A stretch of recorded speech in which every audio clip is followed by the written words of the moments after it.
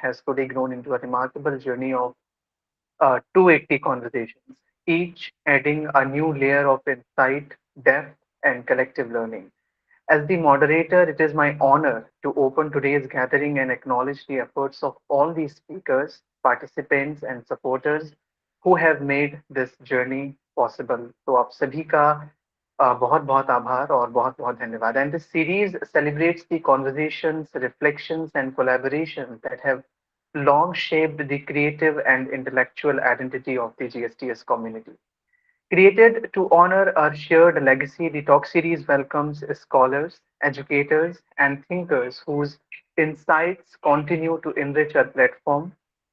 As they share their ideas, their voices contribute to a longer journey of learning, continuity, and collective growth. Launched on 7th February 2021 during the COVID-19 pandemic by Dr. Manish Kanbar in collaboration with the Sakshi History Society of Shamlal College Evening, the Graduate Scholars Talk series was envisioned as an open platform for meaningful dialogue, dialogue and knowledge exchange.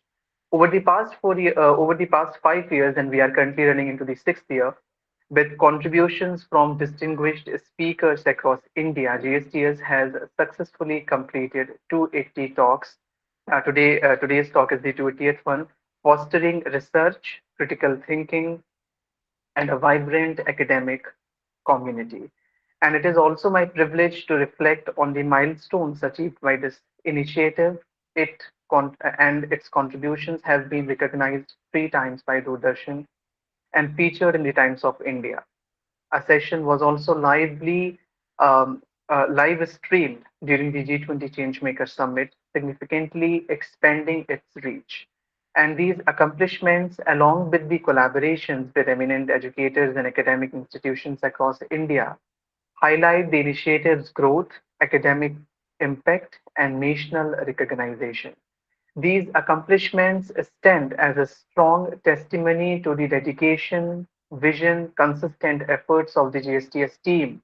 And the team comprises of the founder and advisor, Dr. Manish Karmwar, and the moderators, Mr. Ajay Gupta, Mr. Shubham Tiwari, Mr. Saurabh Singh, Ms. Manvi Saraswat, Ms. Samriddhi Kanpal, Mr. Manthan Tarle, Ms. Shrishti Rajput, Mr. Ankit, and Ms. Preeti Rai, whose contributions have been essential to the growth and success of this initiative.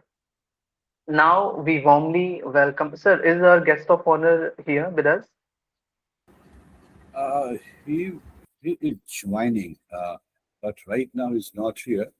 So So, wait for 1 minute, yes, and you continue. should I continue introducing him, or No, should I no. invite our speaker? Because I've already explained whatever has been like about the initiative. It's Okay, so so wait for. Okay, so you go ahead with your invitation for the guest of honor. Go ahead. okay. So today's guest of honor, Mr. Ketan Kumar, and he will join us in a bit. But till then, I would like to introduce him to today's audience.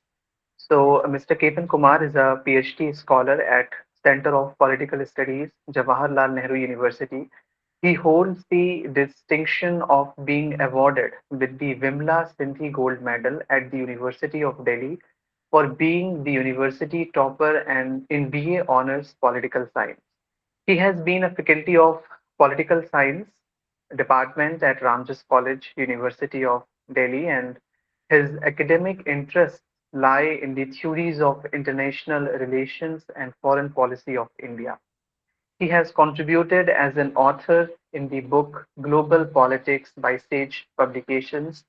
And uh, today we are very happy to have him here as a guest of honor for this 280th session because today we are completing 280th session and without any interruption in all these 5 years. So it is certainly a very big day and another big achievement in this journey of Graduate Scholars Talk series.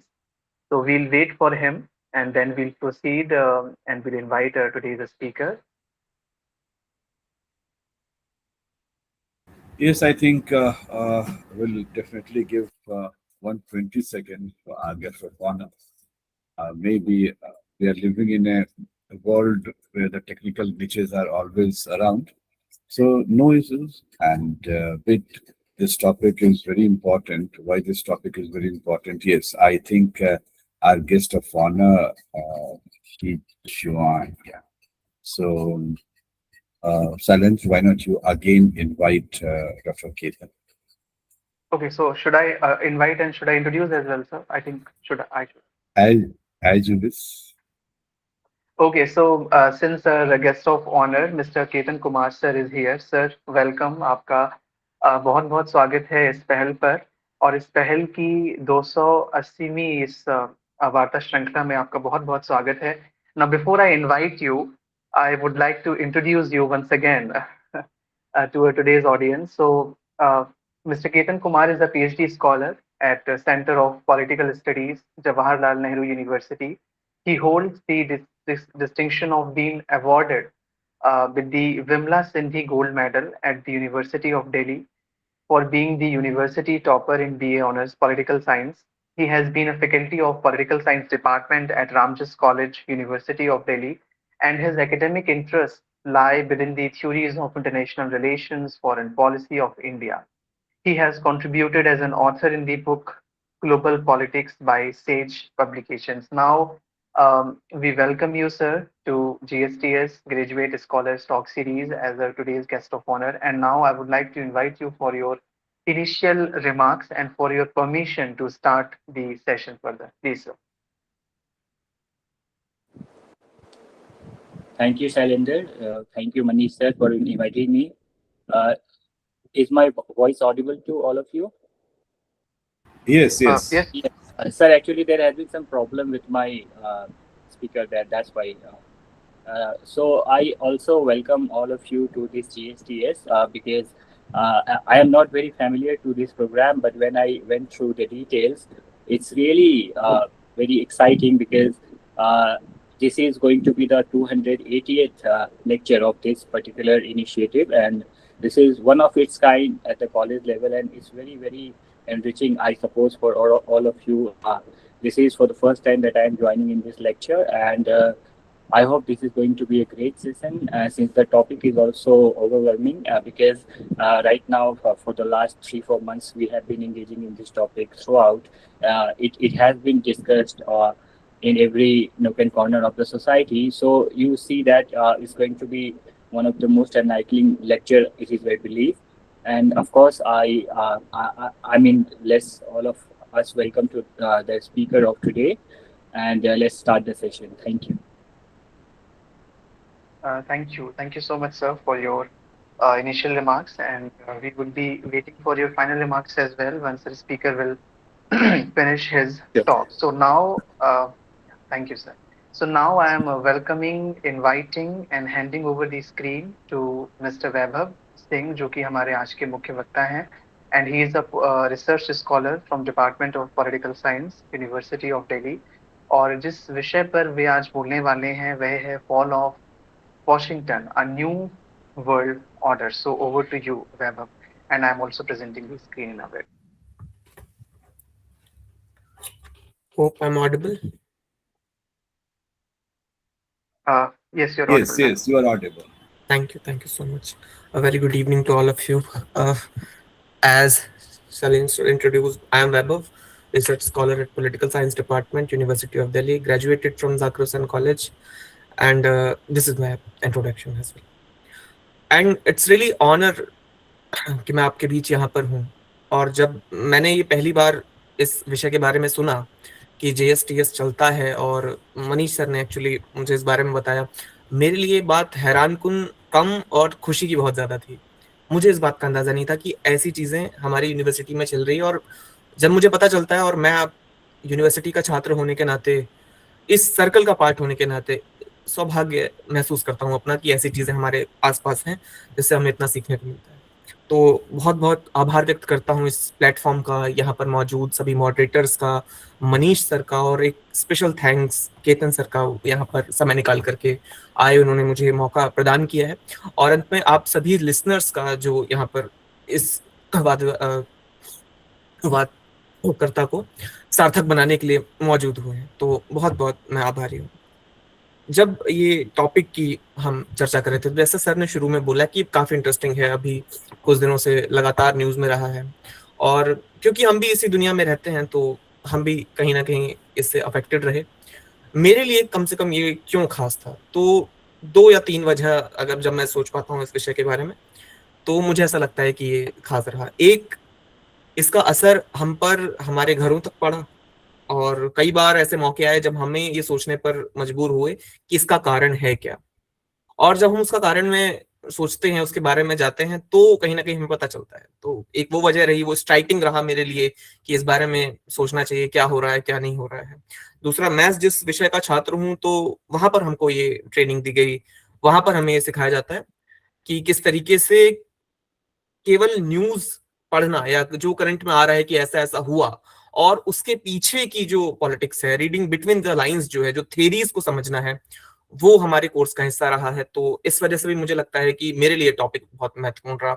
और जब हम discuss कर रहे थे आपस में कि क्या हम ये टॉपिक रखें तो कैसा रहेगा आपस में, तो मुझे जो फीडबैक मिला उससे मुझे कम से कम कंफर्म हुआ कि ये टॉपिक हम लोग जरूरी है और बहुत अच्छा रहेगा अगर हम इसको रखते हैं। तो इस टॉपिक को समझने से पहले, थोड़ा सा कॉम्प्लेक्स है, लेकिन थोड़ा मैं कोशिश करूंगा कि मैं अपनी बात आप तक रख पाऊं, अपने जो भी शब्द मेरे पास हैं।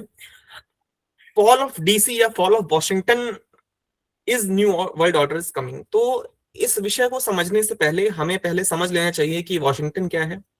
हमें ये समझ लेना चाहिए कि किस फॉल की बात हो रही है और कौन सा नया वर्ल्ड ऑर्डर आ रहा है। अब कुछ नया आ रहा है तो जाहिरी तौर पर पहले भी कुछ मौजूद रहा होगा। तो एक, हम जब छोटे से ये मानते चलते हैं, अगर आप, मैं सरकारी स्कूल से मेरी शिक्षा हुई, तो हम पॉलिटिकल साइंस की किताब में एक शब्द पढ़ते हैं, हेजेमनी, वर्चस्व। और जब हमें पढ़ाया जाता था तो हमें पढ़ाया जाता था कि कैसे यूएस का वर्चस्व रहा है, और उसके कई कंपोनेंट हैं, मिलिट्री है, इकोनॉमी है, और उसका एक सांस्कृतिक पहलू भी है। उसको एक चैलेंज मिलना 2008-7 से, जब फाइनेंशियल क्राइसिस आता है, उसके बाद से लगातार हम लोग सुन रहे हैं कि हम मल्टीपोलर की तरफ जा रहे हैं और एक नया वर्ल्ड ऑर्डर आ रहा है। इसके लिए जरूरी है समझना कि क्यों यूएस का जो इतिहास है और ईरान का जो इतिहास है, उसमें इजराइल कैसे एक फैक्टर है। और अगर हम देखें तो जो यूएस है उससे पहले की स्थिति में ब्रिटेन यहां पर रहा है। रशियन एम्पायर, ब्रिटेन के बीच एक अलग प्रकार की, आप कह सकते हैं, वॉर रही।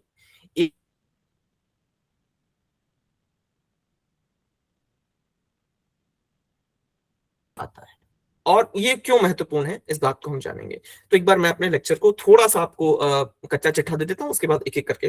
तो सबसे पहले हम ये बात जानेंगे कि कैसे ये महत्वपूर्ण है।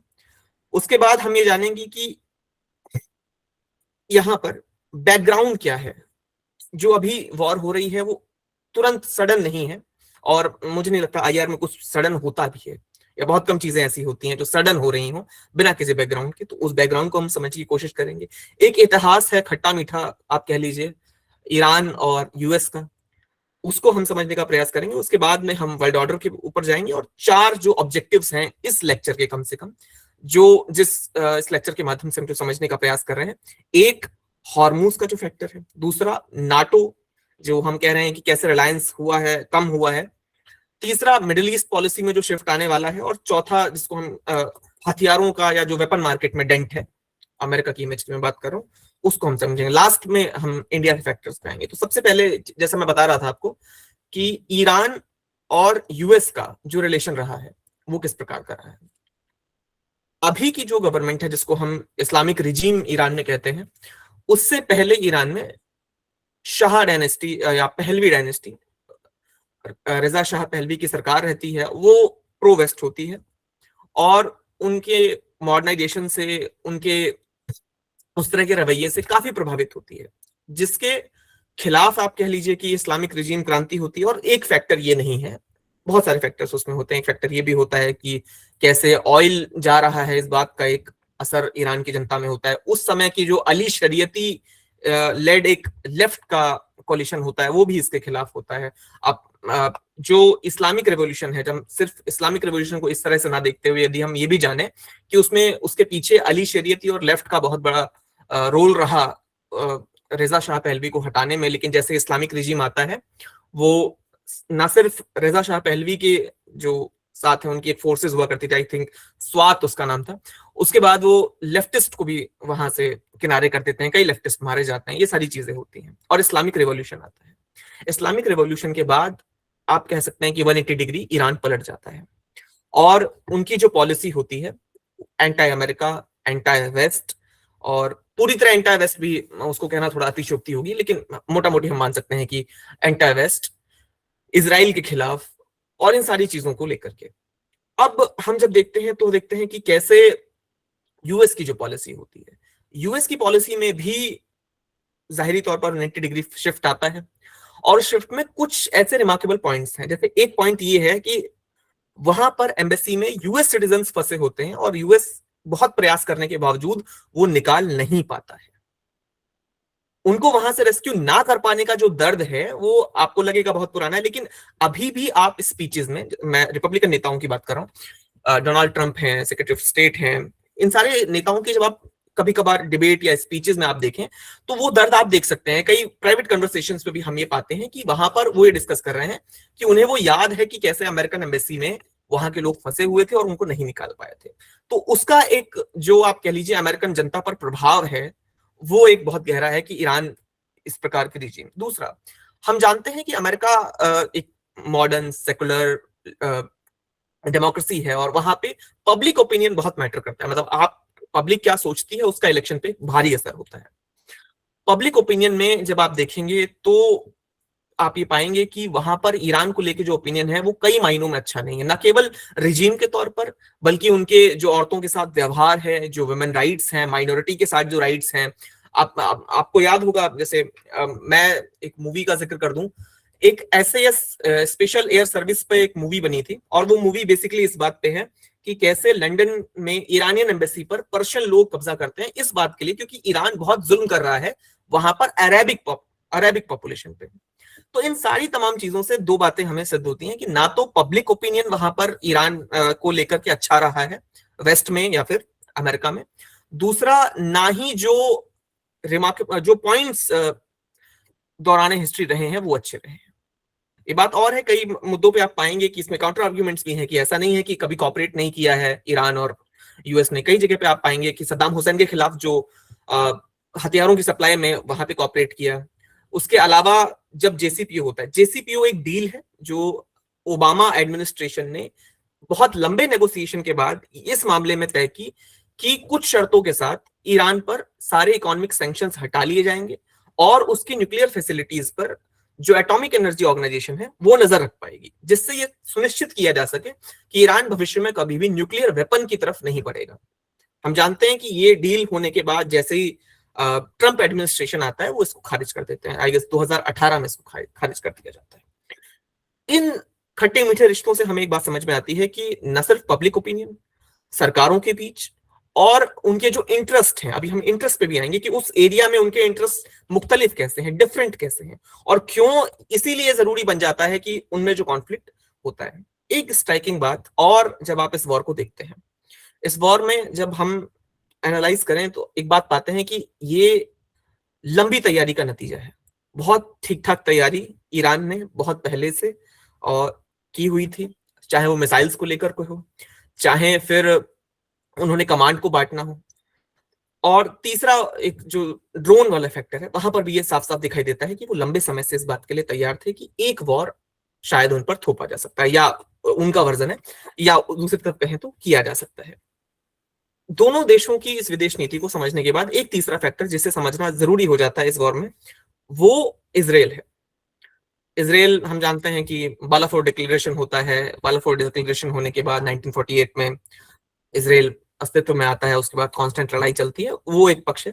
लेकिन ईरान के साथ 1979 में चीजें जो है वो बदल जाती हैं, जैसे अमेरिका के साथ बदल जाती हैं, और एक वर्चस्व की लड़ाई की मिडिल ईस्ट में या इस्लामिक दुनिया में जो मुस्लिम लीडर होगा वो सऊदी अरेबिया ना होकर के ईरान को होना चाहिए। इस बात की जद्दोजहद में एक नेचुरल दुश्मनी पैदा होती है या एक नेचुरल फैक्टर पैदा होता है इजराइल को लेके, कि यदि आपको इस्लामिक वर्ल्ड में लीडर अपने आप को स्टैब्लिश करना है तो ये जरूरी है कि आप उन मुद्दों पर बढ़ चढ़ के दिखाएं जिस मुद्दे पर बाकी अरब्स नहीं दिखा पा रहे हैं। और इसीलिए फिर मैंने जो पीपीटी बनाई उसमें एक जगह पे हम देखेंगे कि कैसे आप इसमें देख सकते हैं कि यमन में हुतीज का समर्थन, हिजबुल्लाह का समर्थन, उसके बाद में अभी तो वो रिजीम पावर में नहीं है, लेकिन इससे पहले सीरिया में जो रिजीम थी असद, उनको समर्थन, और इसको एक्सिस ऑफ इविल भी कहा जाता रहा है यूएस और वेस्टर्न मीडिया की तरफ से। इन सबका एक पर्पस है, और वो पर्पस इस पूरे इलाके में मुस्लिम लीडर में अपना डोमिनेंस, मैं नहीं कह रहा हूं कि एक यही फैक्टर है, पर एक बहुत बड़ा फैक्टर है कि मुस्लिम्स का जो लीडर होगा या मिडिल ईस्ट में जो मुस्लिम्स का लीडर है वो ईरान को होना चाहिए, और उन सारे मुद्दों पर ईरान लड़ रहा है जिस पर अरब्स को लड़ना चाहिए था और वो असफल रहे। तब हम पाते हैं कि जो मुस्लिम ब्रदरहुड नाम का ऑर्गेनाइजेशन जो इजिप्ट में हुआ करता था, जिसको हम रेडिकल या फंडामेंटलिस्ट मानते हैं, बाथ पार्टी जो सीरिया में हुआ करती थी, हुतीज जो यमन में है, हिजबुल्लाह या हमास को ले लीजिए, तमाम के पीछे ईरान की फंडिंग, ईरान के हथियार उस तरीके से सप्लाई किए जाते हैं, और इन सारी चीजों से इजराइल जो थर्ड फैक्टर है वो सीन में आता है। और उसके बाद में हम ये पाते हैं कि कैसे इजराइल, यूएस एक तरफ और दूसरी तरफ ईरान, इस जियोपॉलिटिकल लड़ाई में मिडिल ईस्ट के वर्तमान पॉलिटिक्स को समझना थोड़ा जरूरी है। उसके बाद हम आगे को बढ़ते हैं। मिडिल ईस्ट की पॉलिटिक्स बहुत हद तक 3 मुद्दों पर केंद्रित रही है। ऑफ कोर्स उसमें सबसे पहला ऑयल है, दूसरा इजराइल पैलेस्टाइन का 2 स्टेट सॉल्यूशन है, और तीसरा जिसके लिए मिडिल ईस्ट, जिसमें बहुत बड़ा डेंट बाय द वे पड़ेगा, जो हम डिस्कस कर रहे हैं कि कैसे फॉल हम उसको मानेंगे, तीसरा बहुत बड़ा रहा है कि अगर आप किसी भी मोनार्कियल रिजीम के हेड हैं तो आपके लिए जरूरी है कि 2 चीजें आप इंश्योर करके रखें। आपकी मिलिट्री उतनी ताकतवर कभी नहीं होनी चाहिए जो आपको हटा सके, और आपकी मिलिट्री उतनी कमजोर भी नहीं होनी चाहिए कि किसी विदेशी हमले पर मुकाबला ना कर पाए। और इसके लिए बहुत परफेक्ट सॉल्यूशन उनके पास यूएस है। यूएस की बैकिंग आपको बिना बहुत ताकतवर मिलिट्री के भी सस्टेन कराती है, और यूएस की बैकिंग आपको किसी भी एग्रेशन से बचाती है। इसीलिए आप देखते हैं कि बहुत तमाम जो मिलिट्री बेसिस हैं या नेवल बेसिस हैं, अभी कतर में है, वहां पर अगर आप देखिए जब कतर पर ब्लॉकेड होता है सऊदी अरेबिया और बाकी अरब कंट्रीज की तरफ से, तो कतर अपने रिश्ते नॉर्मलाइज करने के लिए एक मिलिट्री बेस देता है यूएस को। इससे यहां पे एक बात समझ में आती है कि यूएस के साथ आपके कैसे रिलेशन है, मिडिल ईस्ट में स्टेबिलिटी के लिए बहुत महत्वपूर्ण पक्ष है। इसी के साथ अब हम इस बात पर आते हैं कि क्यों हम कह रहे हैं इस वॉर के बाद एक फॉल हुआ है या एक डेंट हुआ है। तो जो वो क्वेश्चन है उसका आंसर बहुत सिंपल नहीं है कि फॉल हुआ है या नहीं हुआ है। मेरा ऐसा मानना है कि आप मल्टीपोलर वर्ल्ड की तरफ बढ़ रहे हैं, जिसमें ये जरूरी नहीं है कि दोनों पोल बराबर के हों या तीनों पोल बराबर के हों। कुछ पोल ऑफ कोर्स शक्तिशाली हैं अभी भी, लेकिन हाँ, इस बात से इनकार वर्तमान में आप नहीं कर सकते हैं कि 2 पोल से ज्यादा पोल हो चुके हैं या कई पोल हो चुके हैं, और अलग अलग फील्ड्स में वो पोल इंपॉर्टेंट है। कैसे, हम उसको थोड़ा समझते हैं।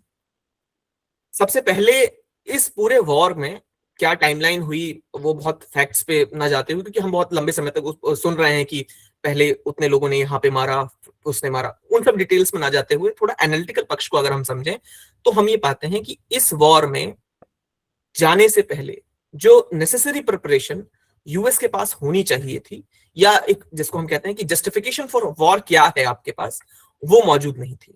इसीलिए कांस्टेंट डिफरेंट बयान है कि हम सिविलाइजेशन को खत्म कर देंगे, हम न्यूक्लियर बॉम्ब बनाने के खिलाफ हैं तो न्यूक्लियर फैसिलिटीज को टारगेट करेंगे केवल, या हम पूरा रिजीम चेंज करेंगे। तीनों में आपका गोल क्या है वो आपको समझने में प्रॉब्लम हो रहा है। इसी वजह से तीनों ही गोल जो है अभी पकड़ के बहुत बाहर है।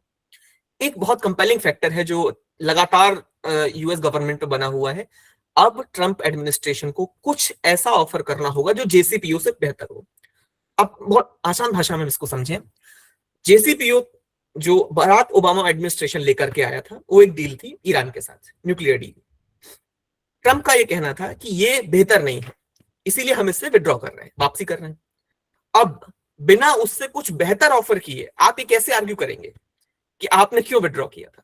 तो इसलिए बहुत जरूरी है दूसरी तरफ ईरान के लिए कांस्टेंट न सिर्फ लीडरशिप का संकट है, अस्तित्व का संकट है, क्योंकि ये बात तय है कि रिजीम चेंज की कोशिशें लगातार हो रही हैं। और वो हमने महसा अमीनी के बाद जो प्रोटेस्ट हुआ, मैं नहीं कह रहा हूं कि वो प्रोटेस्ट जेन्युइन नहीं था, पर जाहिरी तौर पर उसमें हम देखते हैं कि कुछ इन्वॉल्व थे।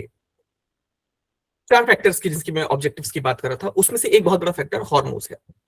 क्यों मैं ये बात कह रहा हूं, इसके लिए मैं समझना चाहिए। ईरान ने भी, मुझे नहीं लगता कि इससे पहले ये सोचा होगा कि हम हॉर्मोज को चॉक करके पूरी दुनिया को घुटनों पर इस तरह ला सकते हैं। मतलब उनके मन में आइडिया के तौर पर एक ख्याल रहा होगा, लेकिन मुझे नहीं लगता है कि उन्होंने अपने ऊपर इतना भरोसा उन्हें रहा होगा कि अगर हम हॉर्मोज को चॉक कर दें तो इस तरीके से हम इसको घुटनों पर विश्व को ला सकते हैं। हमने देखा कि कैसे पूरे विश्व पर उसके प्रभाव पड़े। भारत में हम जहां पे रहते हैं, एलपीजी की शॉर्टेज हो या रेस्टोरेंट्स बंद होने से लेकर के हमारे पास उसके इम्पैक्ट्स हुए। दूसरा जो अभी हम रियलाइज नहीं कर रहे हैं वो है बाबल मंदिर।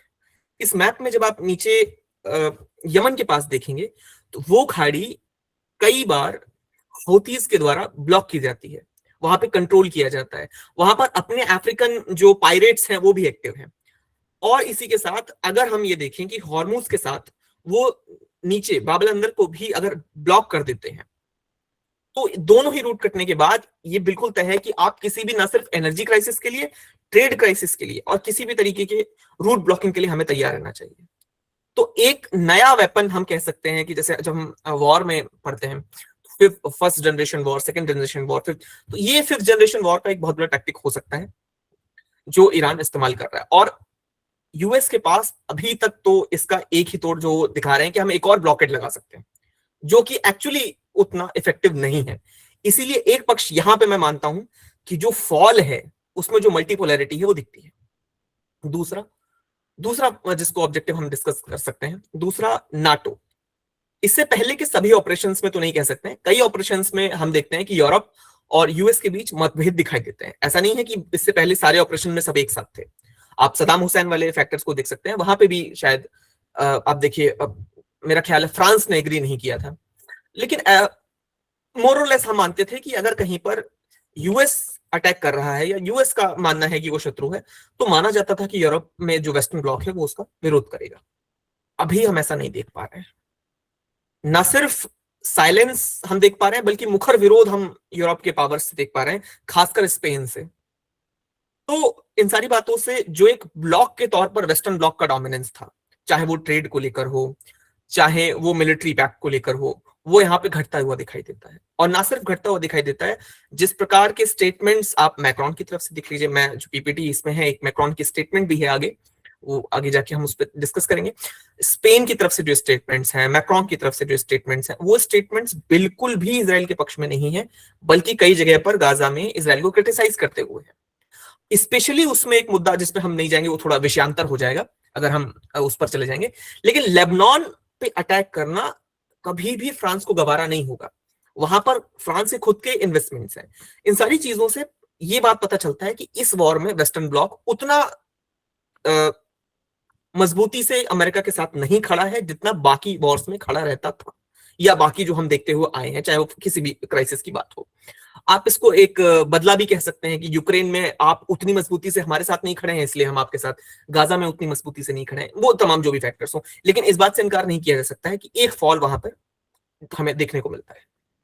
तीसरा, जो मिडिल ईस्ट में पकड़ है, अब जो मैं पहले भी डिस्कस कर रहा था कि मिडिल ईस्ट में अगर आपको अपनी पावर को स्टेबलाइज करके रखना है, तो बहुत बड़ा फैक्टर उसमें ये है कि आपके यूएस से कैसे रिलेशंस हैं। अगर वो फैक्टर आप एड्रेस नहीं करेंगे तो आप वहां पे पावर स्टेबलाइज नहीं कर पाएंगे। इसी बात को स्टेबलाइज करने के लिए जो मिडिल ईस्ट की कंट्रीज हैं, आप Kuwait, Bahrain, Saudi Arabia, UAE, ensure करते हैं कि आपके यहाँ पर अगर यूएस का एक बेस है, अगर आपकी सिक्योरिटी की गारंटी यूनाइटेड स्टेट्स ने ली हुई है, तो आप सेफ हैं। और इन्हीं सेफ्टी के चलते, इसी सो कॉल्ड गारंटी के बलबूते पर उन्होंने अपनी इकोनॉमीज खड़ी की हैं, वो चाहे ट्रेड को लेकर के हो, चाहे वो ऑयल को लेकर के हो। और उसमें बहुत बड़ा फैक्टर है कि आपके पीछे यूएस की बैकिंग है। यूएस की बैकिंग अगर आपको सिक्योरिटी के लेके अगर है, तो फिर बहुत बड़ा चांस है कि आप पे कोई अटैक नहीं करेगा। वो इस वक्त खतरे में है, और वो डुअल खतरे में है, जिसको अब मैं डिस्कस करना चाहता हूं थोड़ा डिटेल से। आपको याद होगा कतर पर अटैक किया था इजराइल ने। इजरायली F-35 कतर के अंदर एंटर करते हैं, बॉम्ब करते हैं और वापस आ जाते हैं।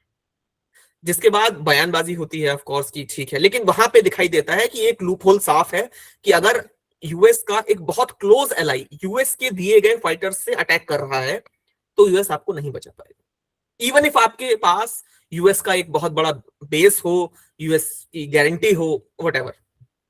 दूसरा, इसके बाद जो घटना अभी हम देख रहे हैं कि कैसे ईरान ने अटैक किया, यूएई में किया, सऊदी अरेबिया में किया, कतर में भी किया, जबकि कतर माना जाता है कि ईरान के काफी क्लोज है, पर कतर में अटैक हुआ।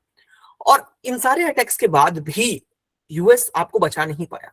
तो जो सो कॉल्ड यूएस की गारंटी है, जिसके बलबूते पर आपकी इकोनॉमी चलती है, चाहे वो ऑयल को लेकर के हो, चाहे वो टूरिज्म को लेकर के हो, वो कमजोर पड़ी है। और वो डुअल रूप से कमजोर है। यूएस के एलाइज भी आप पे अटैक कर पा रहे हैं, यूएस के दुश्मन भी आप पे अटैक कर पा रहे हैं, और आप तमाम ऑफर्स देने के बावजूद वो सिक्योरिटी महसूस नहीं कर पा रहे। इससे पहले जब असद रिजीम फॉल हुआ, तब जब मैं पढ़ रहा था तो एक ट्रिब्यून का मैं शायद आर्टिकल, हाँ ट्रिब्यून का मैंने आर्टिकल पढ़ा कि जब असद रिजीम गिर गया तो वहां पे पुतिन को क्रिटिसाइज किया गया कि कैसे आपका अलाय था लेकिन आप बचा नहीं पाए उसको। अब वो स्थिति धीरे धीरे यूएस के लिए बन रही है कि आप अपने एलाइज को नहीं बचा पा रहे। ये तीसरा फॉल में जो मैं देखता हूं कि क्यों मैं इस टॉपिक से काफी हद तक लेकिन कुछ अलग शर्तों पर सहमत हूं कि कैसे ये फॉल है। तो इसमें तीसरी शर्त बहुत महत्वपूर्ण है। इसके कुछ इंपैक्ट्स, मतलब इसको और गारंटी करने के लिए आप देख सकते हैं सऊदी अरेबिया और पाकिस्तान का एक पैक्ट होता है, उसके जैसा नहीं लेकिन उसकी तर्ज पर यूएई और हमारा यानी कि इंडिया का एक पैक्ट हो रहा है। इन सारी चीजों से वो छटपटाहट हम मिडिल ईस्ट में देख पा रहे हैं कि उन्हें एक पॉलिसी शिफ्ट दिखाई दे रहा है, उन्हें एक वर्ल्ड ऑर्डर में शिफ्ट दिखाई दे रहा है। इसीलिए वो ये छटपटाहट है कि किसी तरह कहीं और हम पैक्ट साइन कर लें या हमारी सिक्योरिटी गारंटी के लिए कुछ ना कुछ हम लोग इंतजाम करें। और ये बहुत जरूरी है। अगर आप एक अथॉरिटेरियन आप कहना पसंद करें, उसे ना पसंद करें, पर एक इस तरीके की सरकार अगर आप चला रहे हैं एक ऐसी कंट्री में, तो बहुत जरूरी है कि अगर आप इस तरीके की सिक्योरिटी मेंटेन नहीं करते हैं, इंश्योर नहीं करते हैं, तो आपके अपनी कुर्सी के लिए बहुत खतरा है। देश के लिए तो है ही, अपनी कुर्सी के लिए बहुत बड़ा खतरा है। लास्टली, जब हम वेपन इंडस्ट्री की बात कर रहे थे, हम सभी जानते हैं कि यूनाइटेड स्टेट्स की इकोनॉमी में बहुत अच्छा खासा जो हिस्सा है वो वेपन इंडस्ट्री है। और ये सामने जो आप ग्राफ देख रहे हैं, यहाँ पे आप देख पा रहे हैं कि कैसे जो इकोनॉमिक से हार्ड पावर की तरफ शिफ्ट है। जोसेफ नाई का कंसेप्ट है smart power. Smart power means soft power plus hard power, दोनों का जो मिश्रण है वो आपको स्मार्ट पावर देता है, यानी कि दोनों महत्वपूर्ण पक्ष है। लेकिन कैसे जो शिफ्ट हो रहा है हार्ड पावर की तरफ, वो आप इस पे देख पा रहे होंगे। इससे दो तीन चीजें सामने आती हैं। पूरे वॉर में F-15 फॉल हुआ। F-15 ही केवल फॉल नहीं हुआ, उसकी भी एक स्लाइड है इसमें, आप अगर शैलेंद्र सुन पा रहे हो तो। हाँ, F-15 ठीक ठाक मजबूत और भरोसेमंद आप मान सकते हैं इसको। और आप ये F-16 से पहले 15 आता है, तो इससे आप ये अंदाजा मत लगाइए कि F-16 ज्यादा ताकतवर है, नहीं, F-15 ज्यादा पावरफुल एक्चुअली। और F-15 यूएस के उन चुनिंदा डुअल पायलट फाइटर जेट्स में है जो बहुत कारगर है। ये गिरता है, फॉल होता है, ना सिर्फ गिरता है बल्कि फ्रेंडली फायर्स होते हैं। आप अंदाजा करिए, यूएस जैसी प्रोफेशनल ट्रेन्ड आर्मी, और वहां पर आपको ये रीजन देना पड़ रहा है कि हमारे प्लेन्स मारे गए, लेकिन ईरान ने नहीं मारे, वो फ्रेंडली फायर में मारे गए। ना सिर्फ फ्रेंडली फायर वहां पे होते हैं, रेडार्स पे अटैक होता है, उसके अलावा रेडार्स के अलावा आप कई जगह कोऑर्डिनेशन में दिक्कत होता है। और उसमें एक बहुत बड़ा फैक्टर चाइना है। मैं ये बात क्यों कह रहा हूँ, ये आप किसी भी मिलिट्री एक्सपर्ट को सुनेंगे तो आपको मालूम चलेगा, ये संभव नहीं है यूनाइटेड स्टेट्स के ठिकानों पर इतना सटीक हमला ड्रोन से करना बिना किसी कोऑर्डिनेट के। वो कोऑर्डिनेट कैसे मिलेंगे, इस बात की टेक्नोलॉजी ईरान के पास नहीं है। उनको सप्लाई कौन कर रहा है, चाइना।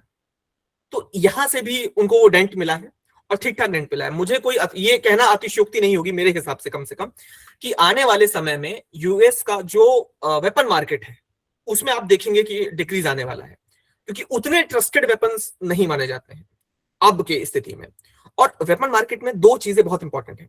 एक, आप क्या ऑफर कर रहे हैं और क्या वो ऑफर दिख रहा है, इज अ डिफरेंट थिंग। आप बता रहे हैं कि हमारा जो प्लेन है वो 5th जनरेशन है, 6th जनरेशन है, और उसका स्टेल्थ बहुत अच्छा है, फलाना है, जो कुछ भी है। लेकिन उसके बावजूद जब आप वेपन खरीदने जाते हैं, जो कंट्रीज का एटीट्यूड मैंने देखा है कम से कम, हमारे रफाल को भी उसमें आप देख सकते हैं, हम ये कोशिश करते हैं, कोई भी कंट्री ये कोशिश करती है कि जब वॉर हुआ तब उस वेपन ने कैसा परफॉर्म किया, ना सिर्फ ये कि आप उसके समरी में क्या कह रहे हैं कि ये बहुत अच्छा वेपन है, इसके अंदर स्टेल्थ है, इसका डुअल इंजन है, ये सारी बातें ठीक है, लेकिन कभी भी वॉर में कैसा परफॉर्मेंस हुआ है इसी उसके आधार पर तय होगा कि आपका वेपन कितना स्ट्रांग है। इसीलिए अभी भी F-35 से ज्यादा पावरफुल F-22 रैप्टर है। यूनाइटेड स्टेट्स के 2 एयरक्राफ्ट की अगर हम तुलना करें, F-22 रैप्टर की और F-35 की, तो F-35 उससे ज्यादा अत्याधुनिक है। लेकिन फिर भी अगर मैं पर्सनली, मेरा ओपिनियन नहीं है, अगर आप कंट्रीज वाइज भी देखें तो F-22 रैप्टर के लिए जो ललक है वो किसी और एरोप्लेन के लिए कभी नहीं हुई है। तो इन सारी बातों से भी ये बात समझ में आती है कि वो जो परफॉर्मेंस है वो कितना मैटर करता है। उस परफॉर्मेंस में यूएस को जो फॉल गिरा है वो आने वाले समय में उनके वेपन मार्केट को डिस्ट्रॉय करेगा। डिस्ट्रॉय कहना अतिशयोक्ति हो जाएगी, आई एम रियली सॉरी, कम करेगा, आई मस्ट से। तो चाहे वो जियोपॉलिटिकली समझ हो, जिसको हम हॉर्मूज के तौर पर कह सकते हैं, कैसे जियोपॉलिटिकली जो आपका कंट्रोल है वो कम हुआ है। आप अपने अलाइज के तौर पे देख सकते हैं, आपके अलाइज किस तरफ कम हो रहे हैं, तो वो दोनों पक्षों की तरफ है। ना सिर्फ यूरोप में हम देख रहे हैं, हम मिडिल ईस्ट में भी वो चीजें देख रहे हैं। और लास्टली जो मैं इकोनॉमी की बात कर रहा था, एनर्जी सिक्योरिटी पे आप ये तर्क दे सकते हैं कि कोई बात नहीं, अगर मिडिल ईस्ट नहीं है तो वेनेजुएला हमारे पास है। ये सही भी है कुछ हद तक ये तर्क, लेकिन वेपन इंडस्ट्री को जो लॉस हुआ है आप उससे इनकार नहीं कर सकते। और इन सारी बातों पे लास्टली जो इंडिया पे हमारा इम्पैक्ट है उसको डिस्कस करते हुए मुझे लगता है मुझे अपनी बात को विराम देना चाहिए। जब इस सारी बातों का मैं आकलन करता हूं तो as a student of political science और as a student of international relations मुझे क्या समझ में आता है और क्या मेरे लिए महत्वपूर्ण पक्ष हो जाता है। एक तो मुझे बात बहुत साफ हो जाती है कि कैसे आपका जो लीडरशिप है उसका रोल, आपके पास दुनिया भर की तमाम मिलिट्री हो, आपके पास बहुत ताकत हो, आपकी इकोनॉमी बहुत स्ट्रांग हो, लेकिन आपके डिसीजंस अगर प्रिपेयर्ड नहीं है, जस्टिफाइड नहीं है, पब्लिक ओपिनियन से बैक्ड नहीं है, तो उसका नुकसान आपको उठाना पड़ता है।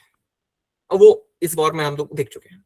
अब मैं मान के चलता हूं कि ये वॉर जीत भी जाए अगर यूएस, तो भी जो नुकसान है उससे इनकार नहीं किया जा सकता। एक दूसरा, एज ए इंडियन हमारे लिए इसमें क्या, मुझे जो पर्सनली लगता है, मुझे ऐसा लगता है कि मिडिल ईस्ट में ईरान का होना और एक परफेक्ट बैलेंस होना बहुत जरूरी है।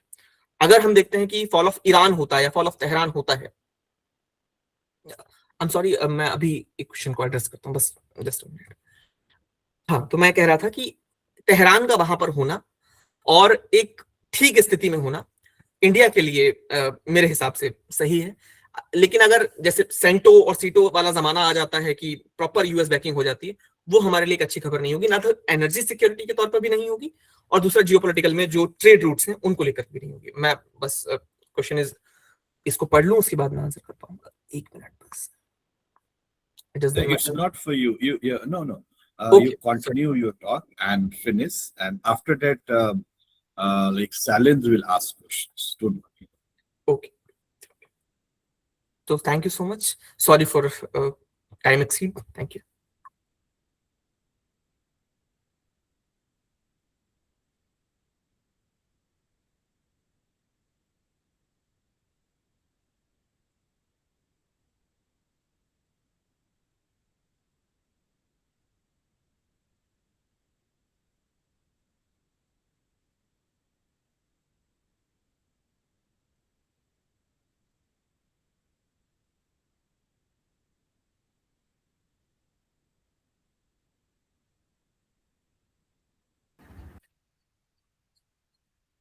Yes, Salins, over to you.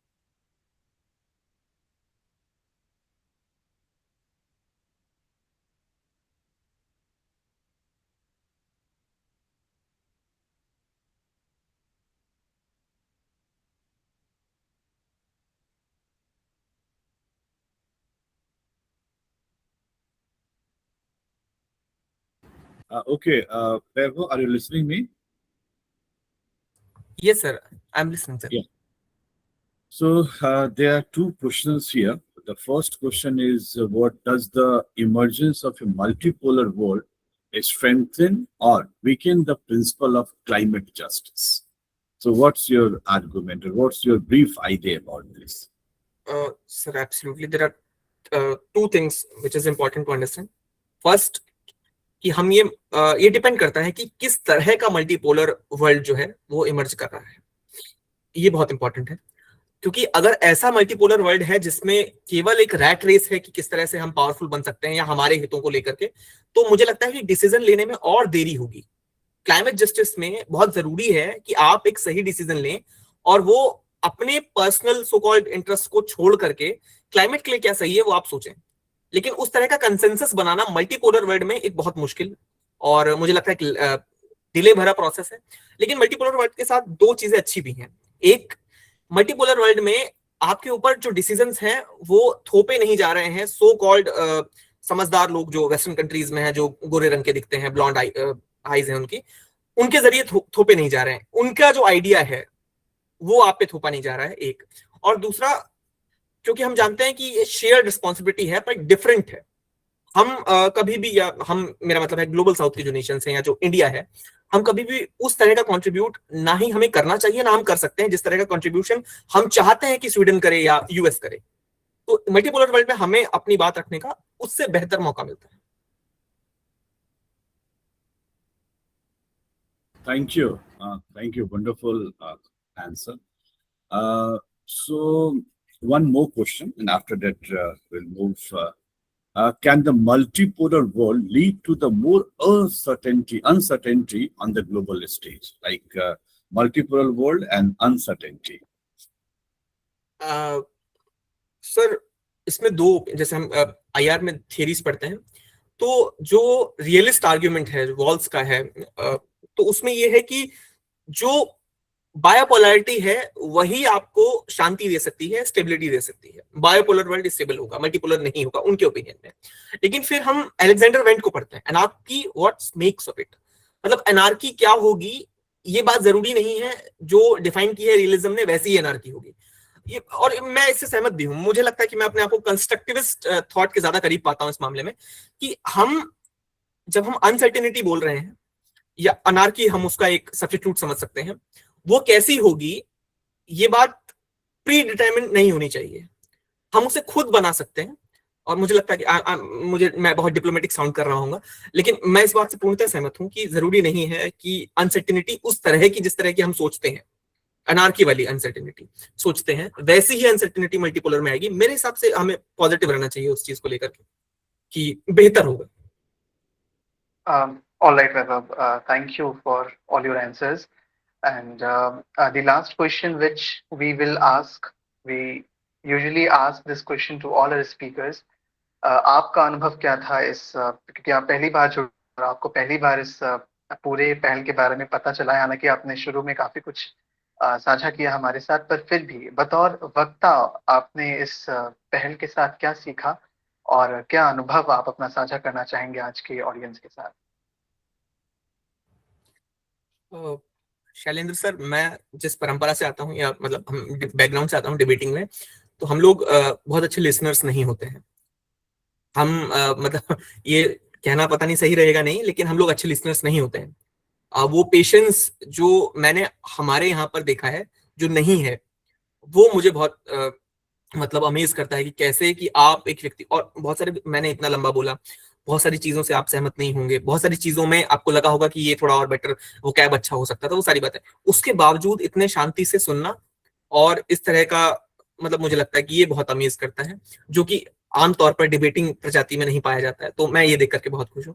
दूसरा, मैं शुरू में भी कह रहा था और मैं बहुत मानता हूँ इस बात में कि ऐसा प्लेटफॉर्म हमारे पास है, इस बात की जानकारी मुझे बहुत खुश करती है, मुझे बहुत हैरान करती है, और बहुत, मतलब मैं इस बारे में नहीं जानता था।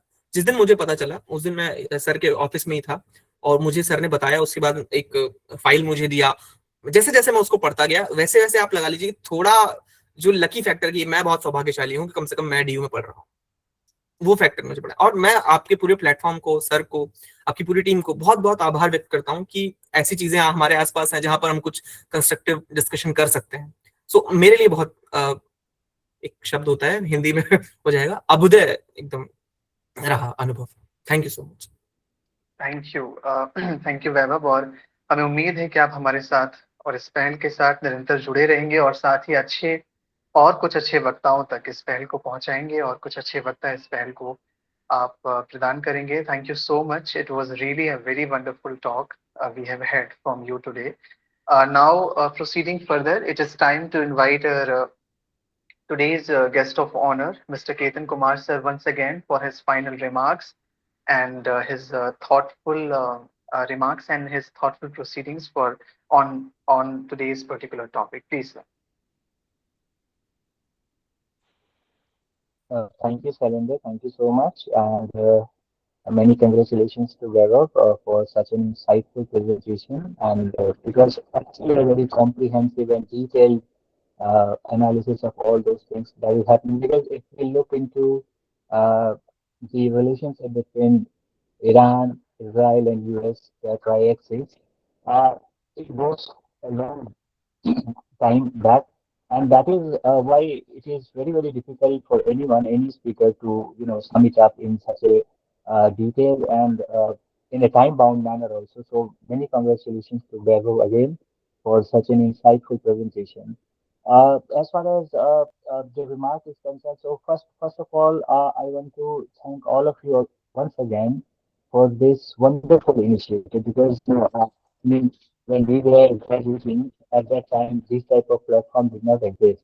So in one manner, I will say that yes, I miss those days where I could have got such an opportunity to present on such topics, and it is very very feasible in the present times also, because all of us sitting in our uh, room per se, or in the library, or in the office, could join and have wonderful 1 hour discussion on this type of important topics that shapes our day-to-day lives. Day to day, saying, because you see that war is happening somewhere else, and people are getting disturbed on various fronts. LPG crisis, for that matter, is one such thing that every common man has faced in the last 3 4 months. So this is something that I wanted to say, that I am appreciating this kind of initiative very much, and this is one of my most important. You could say I'm fortunate enough to have participated in this particular program. Thank you, Manish sir, for your invitation. It's really very very important for me. Uh, let's come back to the topic. What Vaibhav has said, I don't think that there is much to add into it.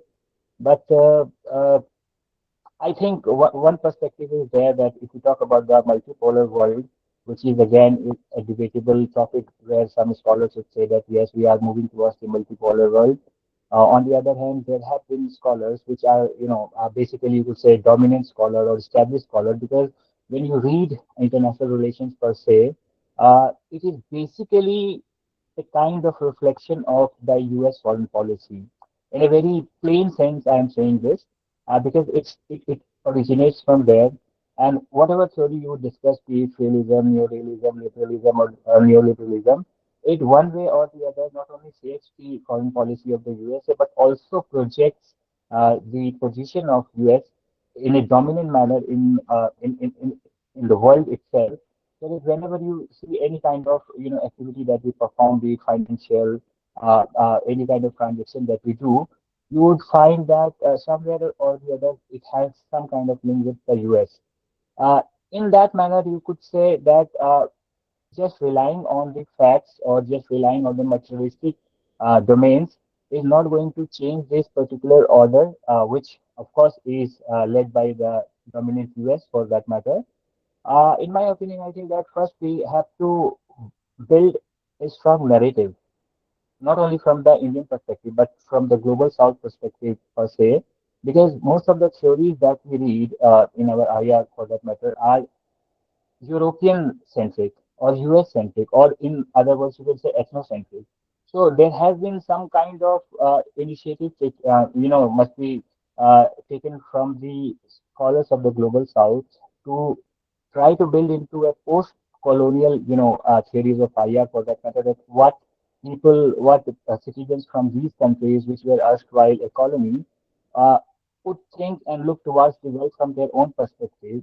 Because fighting, for that matter, on or waging a war, for that matter, is only one aspect. If we fail to build a narrative which strongly backs theories, for that matter, then it is very difficult that in the coming time we would be moving towards multipolarity. Again, one important thing is that uh, s- uh, somebody asked the question that will multipolarity lead to anarchy? Am I right? It was something discussed. So in that sense, we can say that gone are the days where you see that of course killing each other would be one of the most easiest thing to do if we go by the Hobbesian state of nature. But in the present times, there are certain institutions which operates the world. There are certain important facts and agreements between countries for that matter. So, in my opinion, if we move towards the multipolar world also, then it may not certainly lead to anarchy. It also, one way of looking at it would be that we can learn from each other. We can learn from each other's perspective. We can learn from each other's, achievements in the world politics for that matter, and we can also grow together. And that is what you could say that if we trace our roots, we have always believed in the harmony. We have always believed in the principle of Vasudhaiva Kutumbakam. So, as far as the Indian perspective is concerned, or I may say that we have that ability, we have that cultural edge as far as the IR or the world politics is concerned, where we could, you know, uh, portray ourselves in a manner that we could dream of a harmonious world. I mean, first we may move towards the multipolar world, and if everything goes right, I mean, I may be very, very wishful that it may happen that we may become a family, one one family that we can call as world.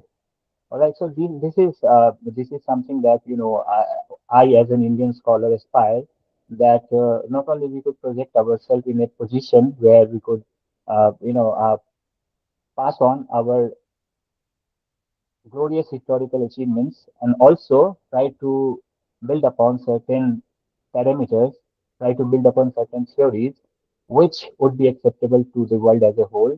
And then only you could say that whether we are moving towards a multipolar world or not. So I think that will be all. And I thank you, all of you, once again for being a patient listener. And once again, sir, I must thank to the organizers, especially Manish sir, for inviting me. And thank you so much, sir. It was a very, very wonderful experience for me. Thank you. Thank you, sir. Thank you so much for your suggestions and for your insights on the particular topic. And thank you for accepting our invitation and joining us today. And I hope that you will be remain connected with us in the future Definitely. talks as well. Thank you, sir. Thank you so much.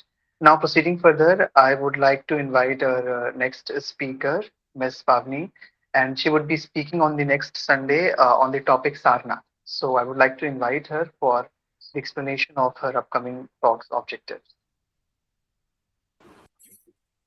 Thank you, Shailendra Bhaiya. I am Pavni Bhargav and I have completed my graduation from in History and Political Science from Mata Sundari College for Women, University of Delhi. My topic for GSTS conversation will be a historical one, and I will be talking about Sarnath, the first light of Dharma. So, with that being stated here are some of the few highlights that about I will be presenting. To understand the historical and religious significance of Sarnath in the development of Buddhism, examining the life events that led Gautam Buddha to deliver his first sermon at Sarnath, and to explore the artistic and cultural heritage of Sarnath, the stupas, Buddha's sculptures, and the lion capital of Ashok, and its present day importance as a UNESCO recognized Buddhist heritage site and a center of historical tourism. Concluding the talk, I will be putting forth my ideology regarding the same, and which are drawn from the experiences I gained after working upon the discussed topic. And I will be happy to reconnect with the GSTS once again. See you all on next Sunday. Thank you. Thank you, Pavni. And we all would gather on next Sunday with another interesting topic. And as we bring today's enriching session to a close, we extend our heartfelt gratitude to our esteemed speaker and the guest of honor for sharing their valuable insights and experiences.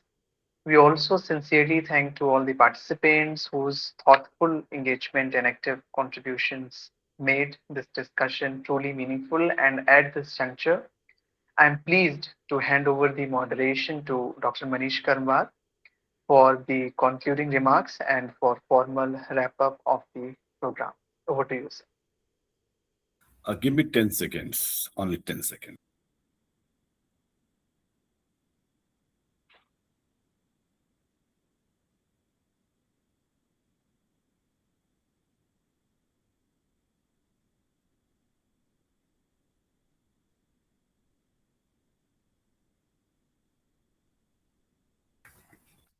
So thank you, Salindra, for giving me time, 240 seconds. So it's my time, so I can wrap up the session. The two interesting talk. I'm not going to talk about the Iran, USA, because the two good good ideas we get from Dr. Ketan and the today's speaker Babho. And they reiterated each and everything, very nuanced thing, very small thing, smallest particular thing, Arab world, the Asia, the Africa. So they incorporated, I think, each and every what is important for multipolar, bipolar, unipolar world, soft power, hard power, smart power. So there are multiple ideas came through. That means it's very important. And the coming speaker, that means the next Pavani Bhargav, and she is going to talk about the Sarnath. So what the relation between these two? Because ideally, I'm not going to give something on USA and Iran war. Everybody knows that war is not fruitful for a civilization, but still we are fighting. So maybe we are very intelligent, or maybe we are very fool. So in the future, it will decide. Everybody knows that war is not fruitful for anyone. And why the Sarnath? This is the indication, Dr. Ketan and Babho, the cultural integration is more important. Sarnath is related to what? Buddhism. And after the big war, what happened with Ashoka? Went to the cultural heritage, went to the... So we'll try to find out some solution. Our young scholars, they are working very hard in the so many universities in the world. They learn so many good ideas, but where is the solution? And one thing it was strike me that when any military power established in any country, that country feel very safe. I'm talking about the USA Army, what Babho just told about when reacting the ideas. So why not India will go to this idea, and the whole world? Why not we are safeguard ourselves? Because as Gandhi already told, everybody has this kind of capacity to protect ourselves. So this is what the decolonization of mind. That means what is important, that how we decolonize today itself or day after tomorrow, day before yesterday, like Italian Prime Minister reiterating very important thing about the Burkina Faso. She showed few pictures and reiterated the look how the French 50% of the whole idea, whole money went to the France. From last 3 years, the Burkina Faso GDP goes up to the 70%. Look, the enormous idea, a small country, Burkina Faso, everybody knows about the poverty and poorness in Burkina Faso. But in the 3 years, how that contemplate to the big GDP in the West African country, because I'm into the Africa, so I take. So what is my take from the Babho's idea? Very good, Babho. It's a really fantastic.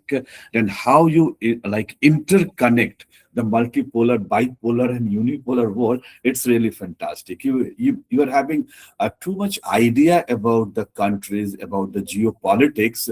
But what is important, Babho? SRCC student from the commerce, they came out with the future. Why not social sciences student came out the college with the future? So this is my idea. So this is not the right time to only know the things, but implement and become a like I'm not comparing with the social science and the commerce. If they are getting job after graduation, why not the social science people get job after the masters? Or we feel peace into us, it's fine. But the stream like social science, we can get job, we can get so many things, idea, at least to study all these things. So what my remedy is, we can not only learn, we can implement. Because now social science is not the idea, only research, research, and research, and go to the green cafe and have a cup of coffee and take rest. No. So implementation. If you know this much, you must implement with the write later to the MEL, write later to the ministry to solve this problem. Maybe this way you can furnish a solution for India. I'm not bothered about the world, but I'm really bothered about India. Thank you, Vaibhav, and thank you, Dr. Ketan, for your wonderful ideas and your Eurocentric approach. Like, we are not into the Eurocentric approach. We can profound some ideas, and this is my idea also. And thank you, Samuel Evening College principal, IQAC in charge, and all the teachers and teacher in charges, and my students from almost the colleges and the departments. Thank you very much for joining. Next week, we have a solution with the Sarnath. Let's take the solution with the multipolar world to the world of the Sarnath. So if for everything, we went back. So every solution, like political science, people went back to the Chanakya, Chandraguptas. So let's see how Pavani Bhargav gives us some remedy for this very curious but very complex world where we are living. Canada, that pollution, only one. And in Delhi, where we are sitting, we are having 300 AQI. And the Canada, they're enjoying AQI 1. So let's think about all these things. War का किस पे असर हो रहा है, ये हमें सोचना चाहिए. Canada enjoying 1 AQI and we are enjoying 300 AQI or 250 AQIs. What is this? Where we are living? So we can make our world livable in India, to start with the department, to start with the university, and we can change the world. Thank you very much, everyone. So in the next Sunday, we'll join and we'll enjoy the talk. Thank you very much. Have a nice day. Thank you.